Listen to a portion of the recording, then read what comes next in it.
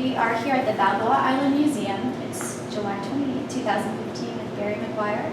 My first question for you is, what is your earliest memory of the island? Well, it's interesting. My grandfather, I'm a Pasadena, which represents a lot of the population of the island, of course.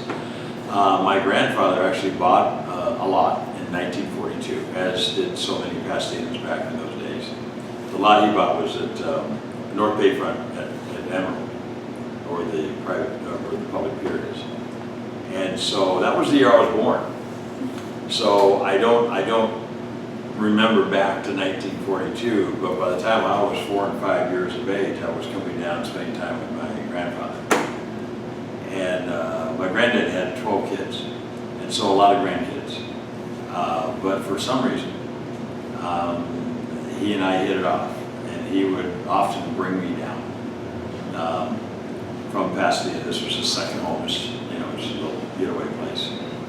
And so beginning at ages like 6, 7, and 8, I have some poignant memories of the island and coming down and walking the island and eating meals here on Marine Avenue and so forth. So my earliest memories go back pretty early. I caught my first fish on that public pier at Emerald North Bayfront, which sits right in front of my house now. And so now I've had kids and grandkids catching their first fish off that same pier. So when I swim in the mornings, I like to run the island in the mornings and then dive in the water and swim across the bay. I swim laps. I have a running track in front of my house, running the island, and then I have a lap pool in front of my house. I can swim laps. And I can't swim across the bay there without thinking back to those earliest days. And I'm thinking how blessed I am to be able to live my life, where I was as a kid, and now having my kids and grandkids enjoy those same memories. So it's really special. It really is. What do you recall about the island in those days, as far as Marine Avenue and just kind of your experience? Looking forward to this interview, I was thinking back because I remember clearly walking down so many times with my granddad. We'd have dinner down here. And I don't remember the names of the restaurants, although I think it was called the Island Patio. That's where the Pine Garden is now.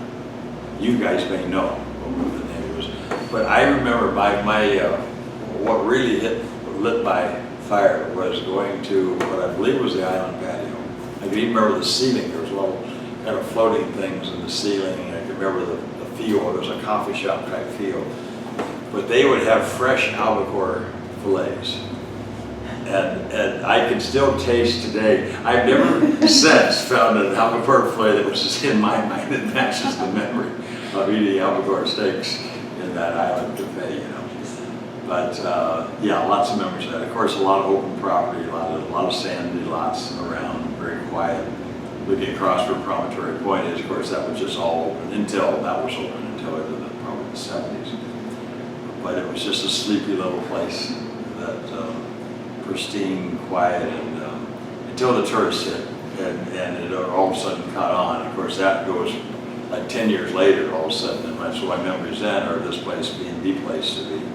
At Easter week, on Easter week, and during the summer, and the bumper-to-bumper traffic, kids coming on the island. People didn't go to Hawaii back in those days. It was unheard of to travel like that. So Balboa Island was the place, and it was just unbelievable. There was where Barolo's is now. It was a Bob's Big Boy. Of course, the JR, and I love Wilma's, this great restaurant. Sherry's a really close friend of ours. But I still refer to it as the JR when we're going to go down to eat, because that was our frame of reference. When it was too busy, we'd eat tacos coming up the front window. There was the ice cream where that little dining room is. That used to be the ice cream bar. You get ice cream as you're walking around. And as you're facing the restaurant, just to the right of the main entrance, there's a little window there. That used to be where you eat tacos. They had the best tacos. And we would literally park our car if we could find a place. We'd park one of our cool cars on the street and lean against the car and talk to all the girls coming. The girls.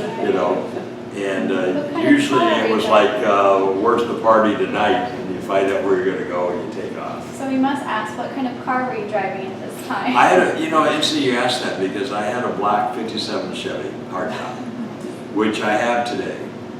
And when I drive on the island, I'm thinking, I'm 16 years old already, right?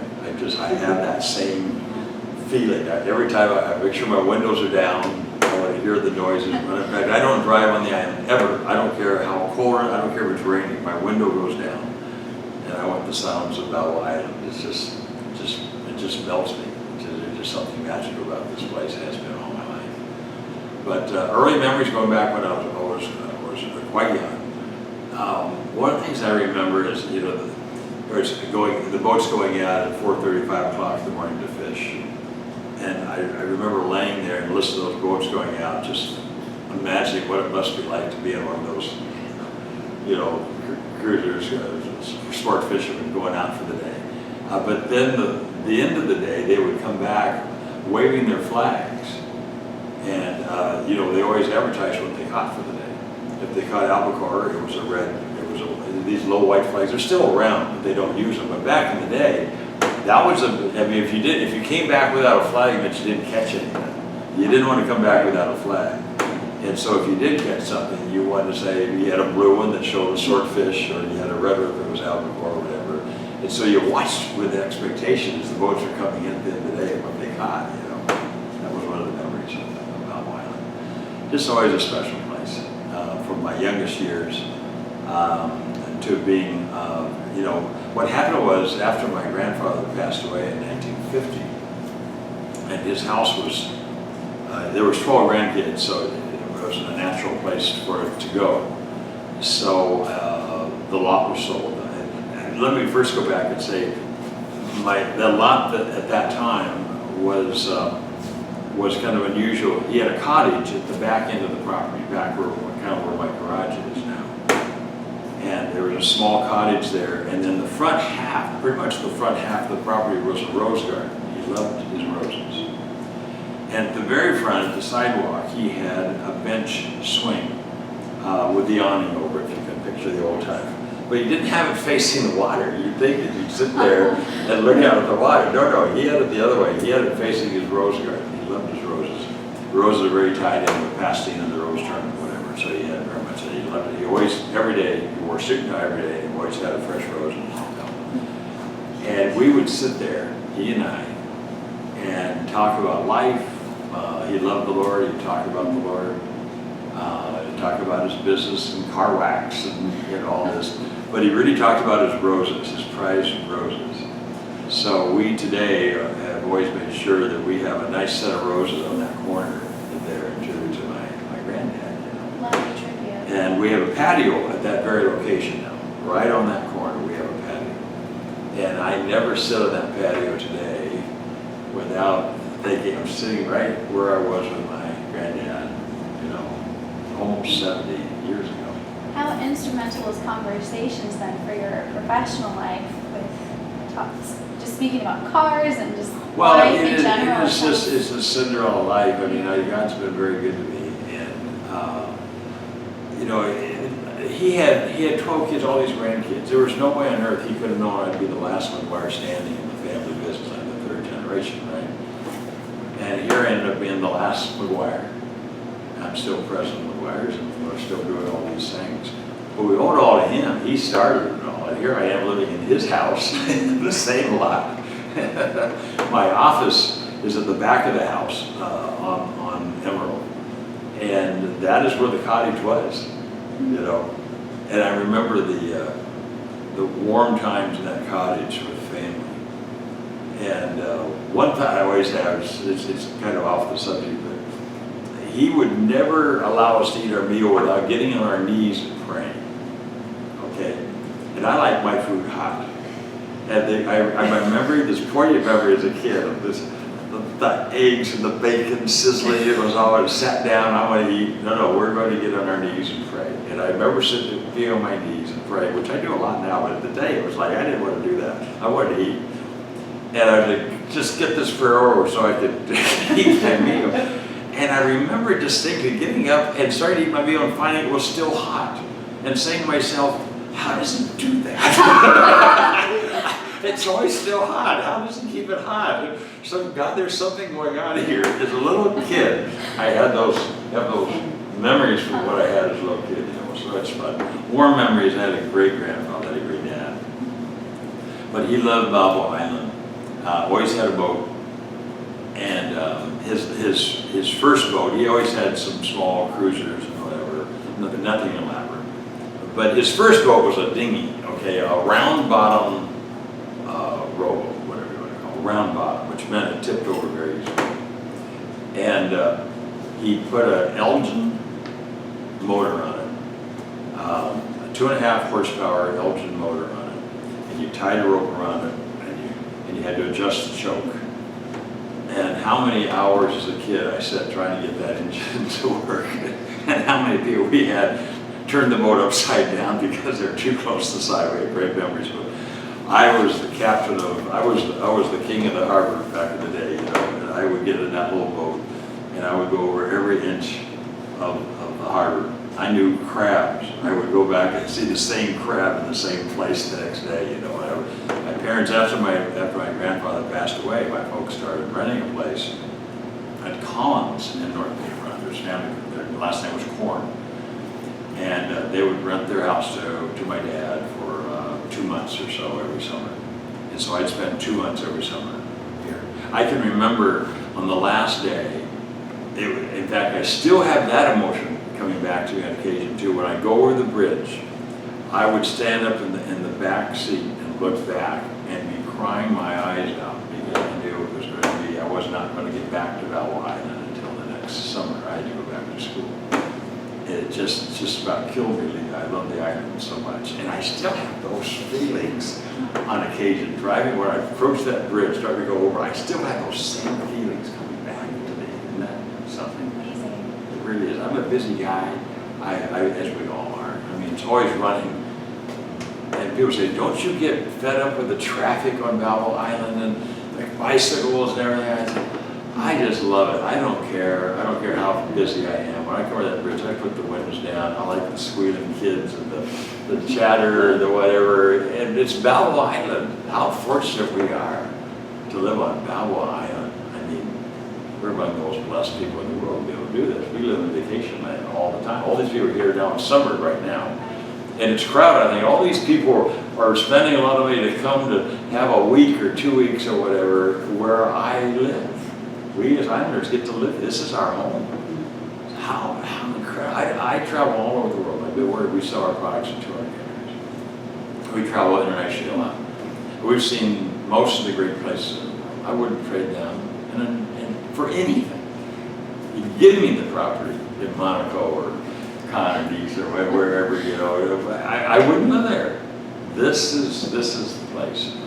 And it is very special. There's also the history, and I applaud you guys for putting this very special place here on Balboa Island that affirms and reminds us of our heritage and the legacy and all the people that have gone before to make this place possible. You know, it's really great. So go ahead and ask me some questions. You are going in every correct direction that we're looking. It's perfect. It's really perfect. Would you share your favorite Balboa Island story that brings back fond memories of your childhood, or perhaps that inner child in you? So you've shared a little bit about some of those early memories. I've probably shared a few of those. You know, a phenomenon was off the island that it's unbelievable because I'm a car guy, and so I'm at car shows a lot. I know a lot of car guys. And I bump into people fairly regularly that have the same experience. There used to be a diner drive-in called The Soup at MacArthur and Coast Highway. They used to actually have a grill, a guy put in a grill soup. But that was kind of the place to pull in. So apart from the crowd of this, but you can park there. But for those who wanted to race their cars, we met there. And then when we had critical mass, we would go off into Irvine land. There's a little road called Lane Road, and we would go up Lane Road and then turn off. It was just all farmland. There wasn't anything there. And we would mark off a quarter mile, put the headlights across, and we would race for hours. Sometimes even dragsters were out there. It was really fun. Nobody was getting, I don't know if anybody ever got hurt. Nobody paid any attention to us, but we did that summer after summer. What year did this start and until when would you Oh my say? goodness, probably right around 1960. Yeah, right around 1960, 1950, late 50s, 57, 58, and into just the very beginning, because all of a sudden, when we got in the 60s, now Irvine started developing the land and it changed everything. Sure. But it's funny, I have these memories, and then I bump into so many car guys, and we didn't necessarily know each other all that well. We were in the dark, but we were having fun. The general manager of Lexus, he's not general manager anymore, but at one time he was general manager of Lexus, and he and I became friends, and he told me how he was out there doing that at the same time. But this was the place. This is wherever. This place was overrun. You know, when we finally moved down here, Karen and I moved down here to Irvine in 1969. Wanted to move on the island, but just couldn't quite afford it. So we got as close as we could, and we moved to University Park. But loving the island like we did, we wanted to feel like we lived on Valve Island. So we would, on Saturdays when we were in town, which was most of the time in those days, I would come down here. I'd get up at 5 o'clock, 5:30. One of my girls, one of my daughters used to go with me. And I'd come down because you had to save a place on the beach. If you just came down at 10 o'clock, you're not getting a place on the beach. So I would come down and I would walk out and rake, and our frame of reference at that time was Collins, North Bayfront, because that's where my parents rented for like 15 years, 2 months at a time. So from the time I was 8 years old until I was through college, every summer I spent a couple months and stayed at that place, so my frame of reference was that beach. So I would go down there at 5:30 in the morning and rake the beach, because usually high tide got up over. I'd have to rake it because if you put the bedspread down on the hard sand, it's hard to carry soft sand. So I would rake the beach all nice, put and get or throw some towels down, and I'd go back and go to bed. And then we would all get up like about 8 o'clock or so. And from the earliest days when it was like playpen and all the kiddie toys, to all the time when our girls were teenagers, we'd pack the car up, we'd come down, we'd unload, put all the stuff all over the bedspread, all over the place, and then we'd walk down to the JR and have breakfast, all right?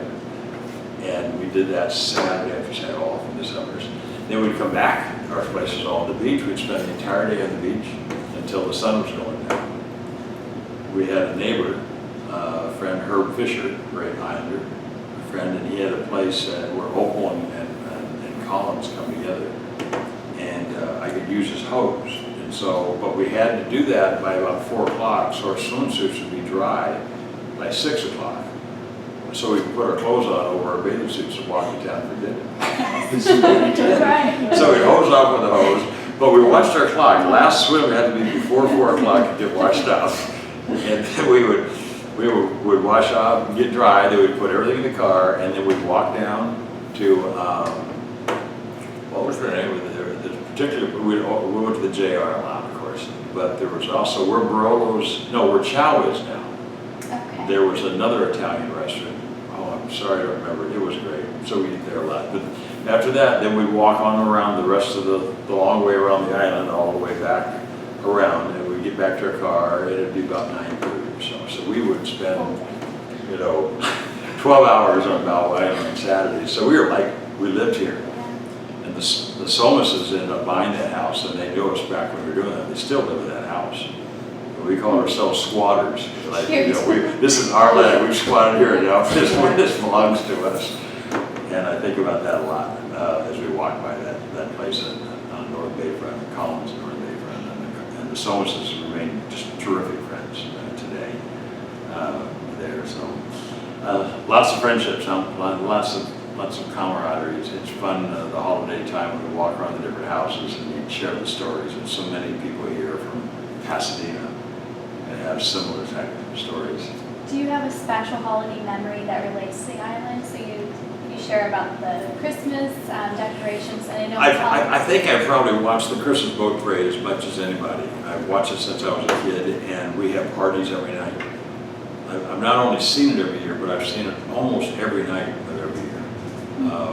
We would take over an apartment at the Valvo Bay Club. We've been members there since 1955. We would take over an apartment there and decorate it with a Christmas tree and everything, and have parties there way back when. Then we ended up having once they remodeled the whole club, we were with the terrace apartments. Actually, we actually had an apartment up on the top floor for about 25 years and had parties there every night of the parade, as we do now.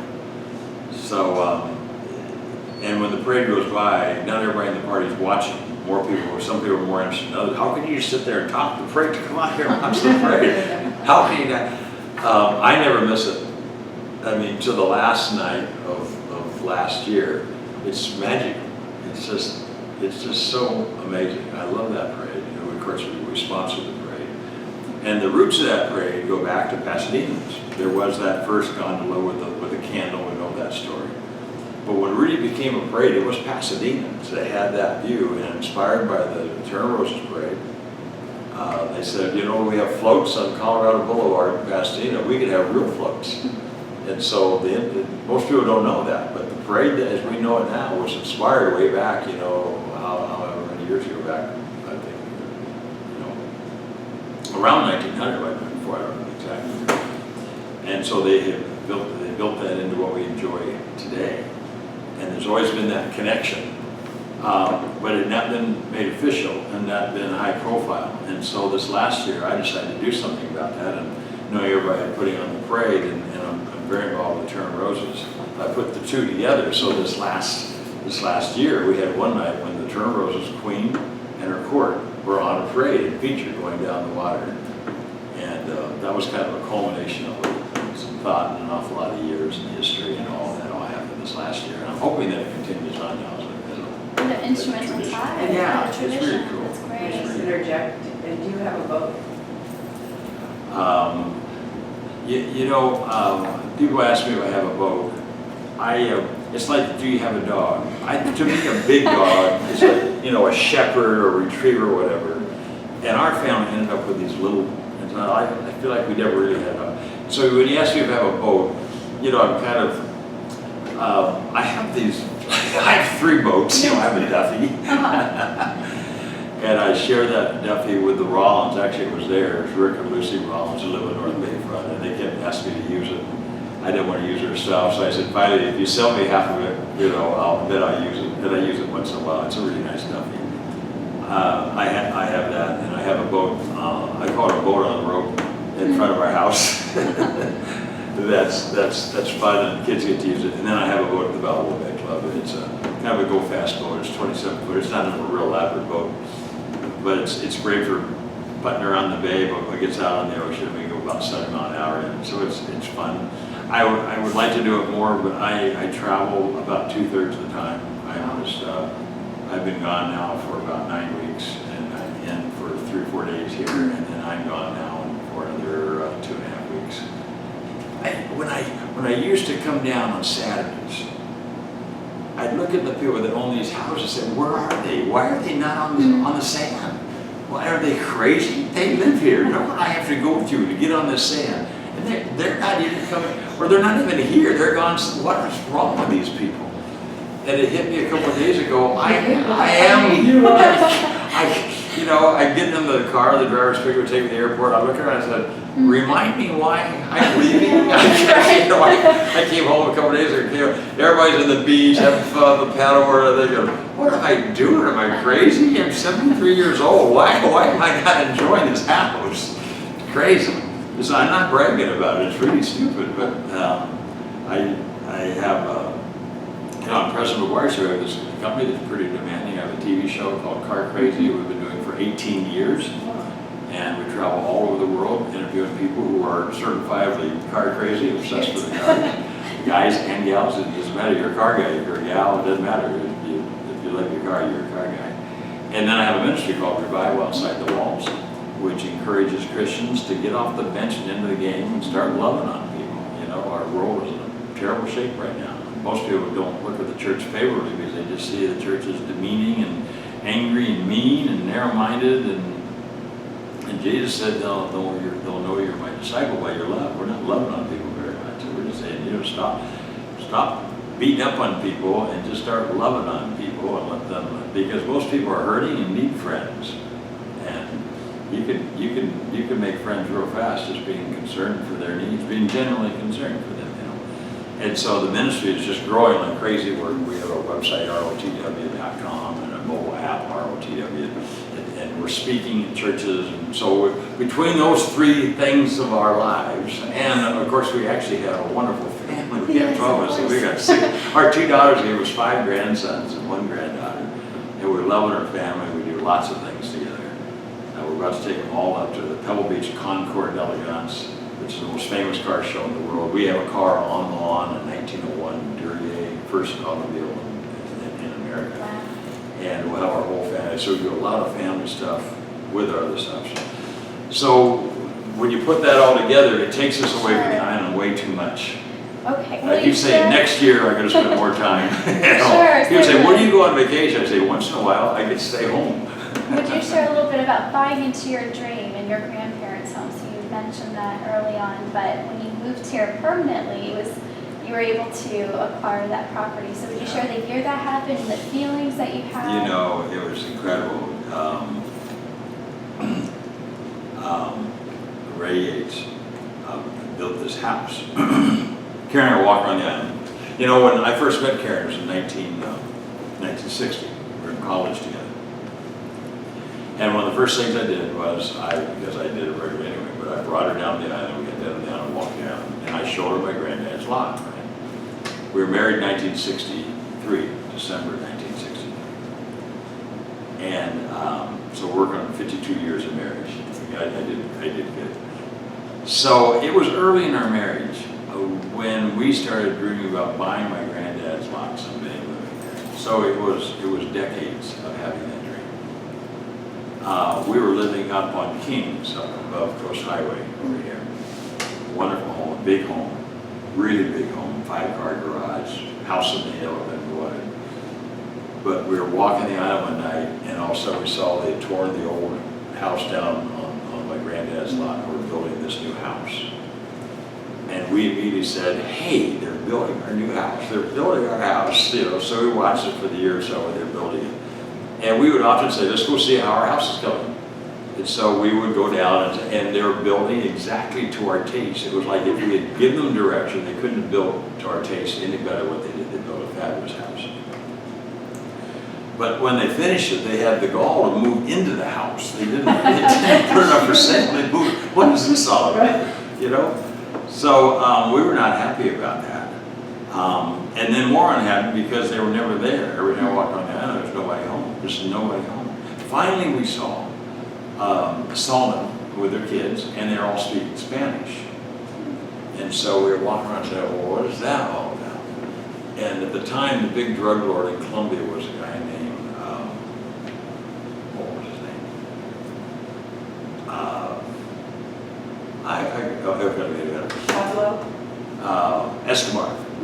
Escobar.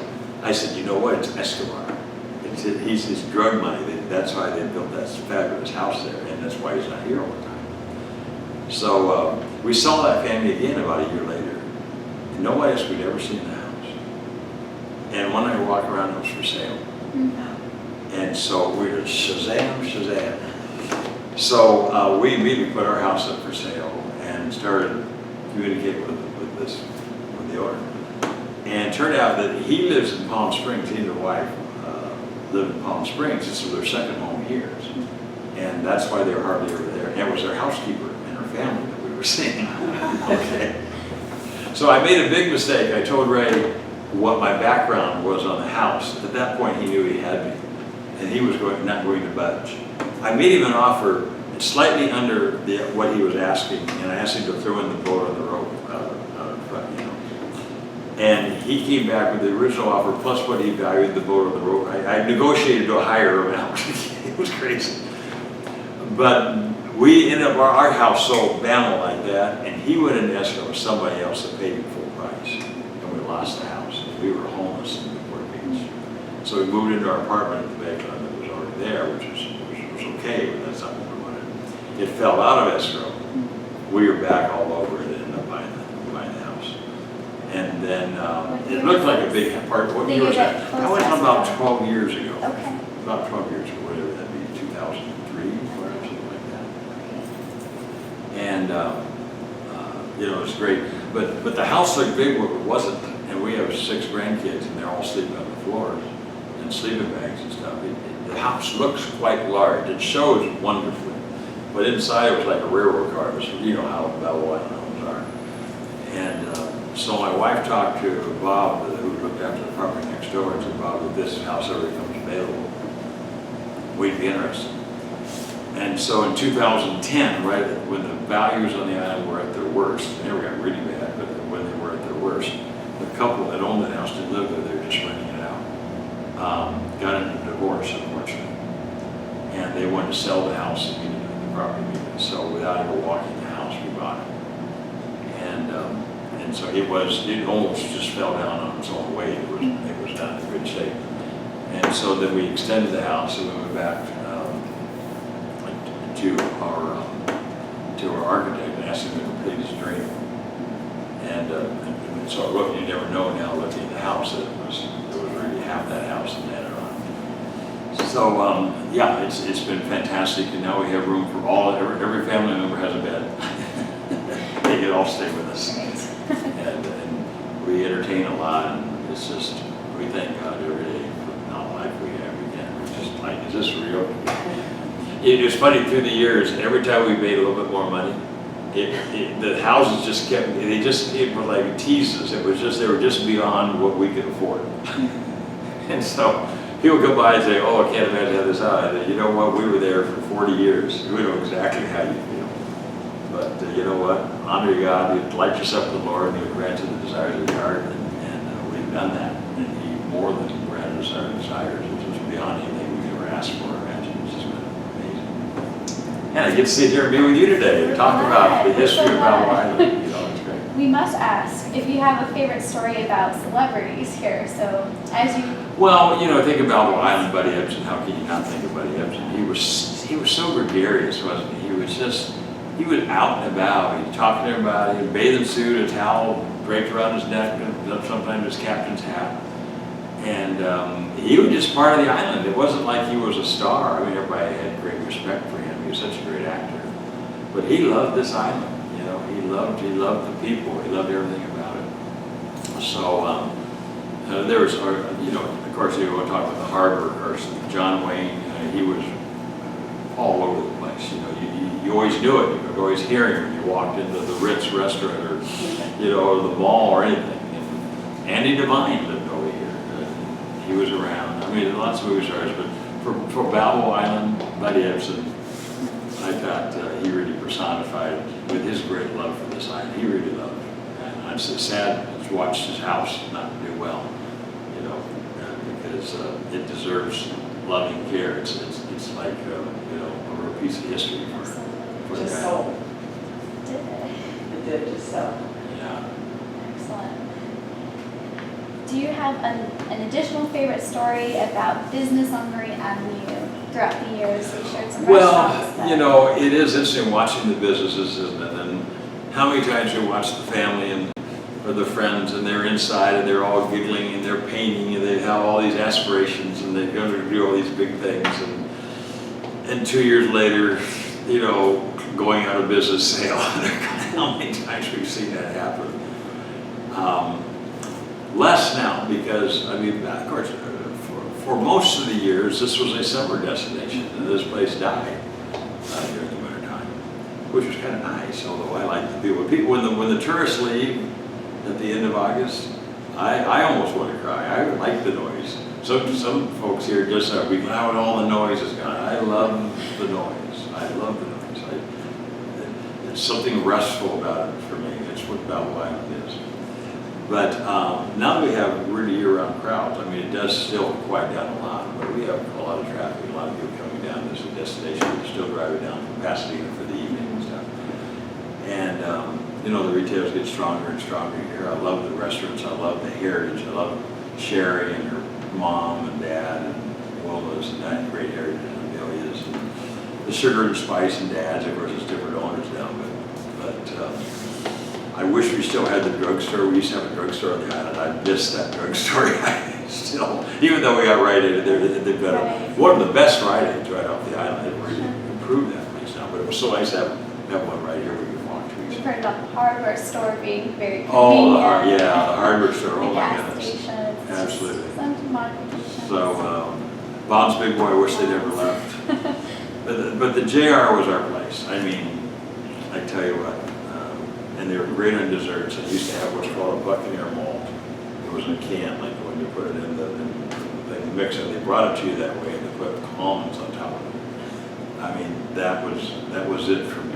You ate it with a long spoon, you had to eat it down in there. The Buccaneer malt was my dessert. I keep saying, sure, you gotta bring back they had the golden earrings, they had all these ice cream desserts. I said, why'd you bring those back, you know?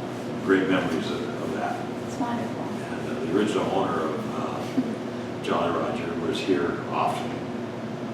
And just for Marine Avenue, I think the warmest memories were the Jolly Roger. And I think most of us feel that way back in the day. It was a really special place. But I don't know, it's just, it's a special place on earth. It really is. There's nothing else like Melville Island. And I love Newport Beach. I love every part of Newport Beach, but there's no other place. And for me, there may be better locations on the island and better homes, but my home is where that's my lot. That's my granddad's lot. Generational. Yeah, generational. So I'm right where I want to be. I'm right where I want to be, and enjoy all the history. And I'm anxious to see all these other videos. You've been interviewing a lot of folks, and thank you for doing this. We're It's so really glad you special for did you.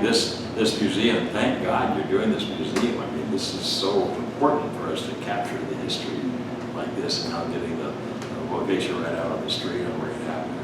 It's really great. So thank you for what you guys are doing. Genuine pleasure. It's a gift to us. Is there anything else we could add to the record of your experiences here, or perhaps your business involvement in the area? The business. We'd really be interested. Yeah, if you would share a little bit about that. Well, my granddad started our business, Meguiar's, in 1901 in Evansville, Indiana. It's an interesting story. I'll just tell real briefly. He was not making car wax, he was making furniture polish. And that was where he was going with it. And he was obsessed with creating a perfectly clear finish on black lacquer furniture. But as it happened, over half of all the horses carriage manufacturers in the United States were in Indiana, and he was in Evansville. And they painted them all with black lacquer. And so people started taking his furniture polish and putting it on the carriages, and it became a carriage polish without his permission. Okay. In 1913, he decided he wanted to move to Pasadena from Evansville, Indiana. How? I mean, he didn't fly out. He didn't see it on TV, magazines. There wasn't even a road system at that time. Right. And he comes out. I just looked. I mean, the family since the Revolutionary War had lived in Franklin, Kentucky, and Springfield, Tennessee. And yet, when he got started, what possessed him to move to Evansville, Indiana, where all the horses carriage manufacturers were, and then he moves to Pasadena, where the car hobby started. Right. I mean, the whole world knows the car hobby started in Southern California. We have 30 million car guys in the United States right now. And everybody knows the roots go back to Southern California. My granddad moved right into the middle of that. So we were very rooted in Pasadena.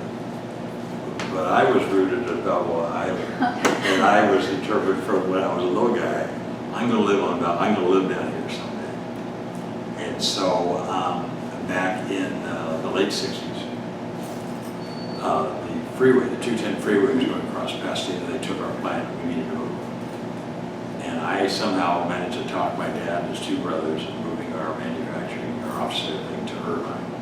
And we were one of the very first businesses to buy a piece of property in Irvine. And get this, the property in Irvine at that time, as they wouldn't open it up, was selling for $1 a foot. You could buy an acre of land in the Irvine complex for $44,000. That's what they're selling. That's what they open up. Yeah. And Don Cole, Kathy Cole's still here. We just lost Don. But Don was the guy you talked to if you're going to build something in Irvine. And so that moves us. So we moved down in 1969 from Pasadena. And that was a very, very wise move, of course. And again, I'd like to have moved on the island at that time, but couldn't afford it. So I got to University Park in Irvine, Yes. then moved to Turtle Rock, and then finally got to Newport Beach up on the hill over here, and then finally to the island. But even though I was living in Irvine and had great respect for Irvine, it was a great place to raise our kids. My heart was from when I was a little guy, it was Melville. So, you know, you set your mind to it, and, you know, good things happen. Do you think there's a chance your grandfather used the red car when it was? You know, I never saw the red car. I don't know what years it was. I don't remember the red car when there was a red car in Pasadena. Right.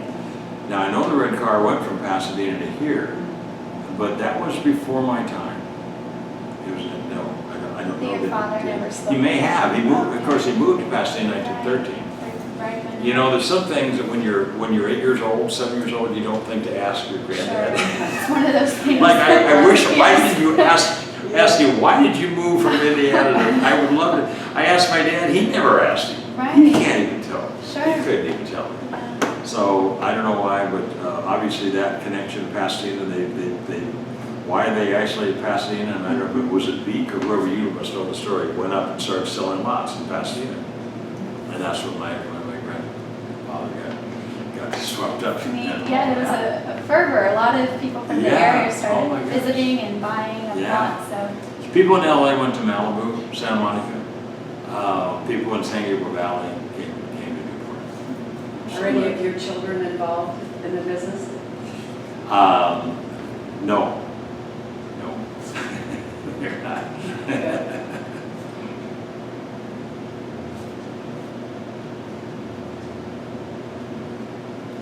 wonderful.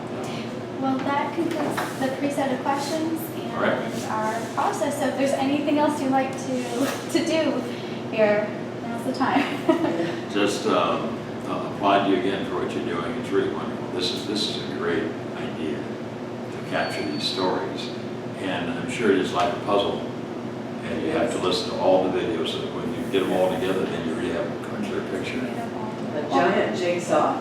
Yes, it is. Thank you for adding to this So I hope I question. had We're a so little glad. No, something. it's a wonderful story, and we're so glad to have you. It's been my life, my whole life. I've been in Beltline, not as a homeowner, but as, you know, finally as a homeowner these last few years. But my heart has always been here, and the great experiences. From my childhood to my kids' childhood, you know, my kids just love this place. And now they're loving watching their kids love this place. Yes. And it's just real special. We're all greatly blessed. The story continues. Yeah, and the story. Absolutely. It is. Wonderful. All right, Thank you so much.